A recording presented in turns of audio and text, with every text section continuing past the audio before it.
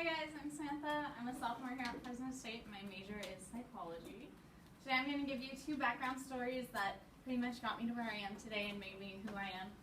My first story is going to be about me growing up in 4-H with 3 sisters and 3 brothers. And yes, I'm the youngest of 7. Awesome. My second story is going to take, I guess, all of us back to my freshman year in high school with my speech and debate team, because my coach really made a huge impact on my life. So growing up with a big family, we came from 2 separate sides. My mom had 3 kids from her first marriage. My dad had 3 kids from his first marriage, and then they had me. And all of the other 6 kids kind of had a hard time dealing with the divorce. So my family got us into 4-H, where we started riding horses and doing equestrian. Well, being the youngest, how many of you guys are the youngest in the family? Do you feel like you have to one-up your siblings? Of course. Okay. Yeah, so me too. So growing up in 4-H, my brothers and my sisters were president of our club. They were county all-stars, and that's kind of where they dropped off. So I was like, I'm going to one-up them, and I'm going to be a state ambassador. So I was a state ambassador. I know you're all like, ooh. It was actually a really hard job. We had to plan a full entire conference in 12 months, from guest speakers to what kind of classes we wanted, who was going to teach, who was going to actually come. So my big part was I was on the assemblies team. We had to get guest speakers for a class of 500 students.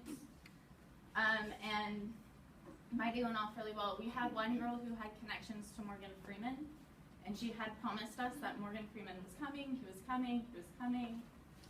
We actually all got a chance to go meet Morgan Freeman because there were special rules we all had to follow and enforce. So we flew down to meet him in his private jet, and we all had to go buy really nice gowns for the red carpet. Well, we get there, and then he ends up not showing up. So we're in LA with $600-700 gowns that we all forced, we all had to buy, and he never showed up. So we're like, okay, we'll deal with it. As long as he comes to our conference, that's really all we care about. He calls us at 7 a.m. the morning he's supposed to speak. I can't make it.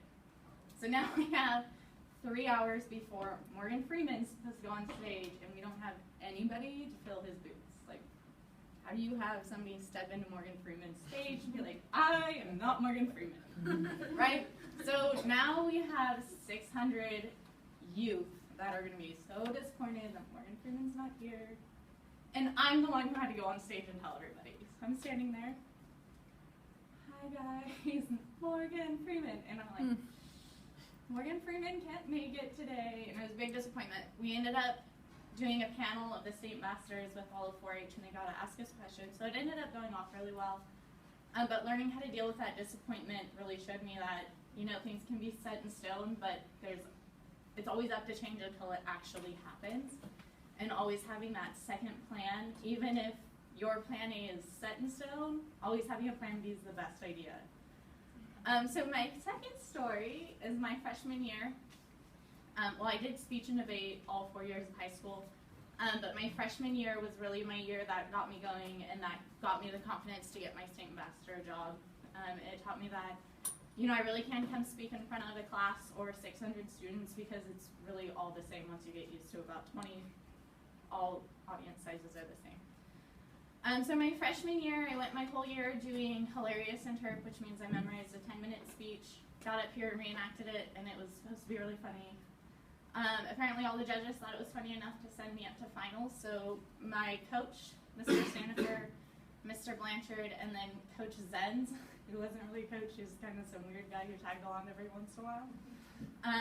And 7 of us ladies drove all the way up to Bakersfield in one of those creeper vans with the no windows.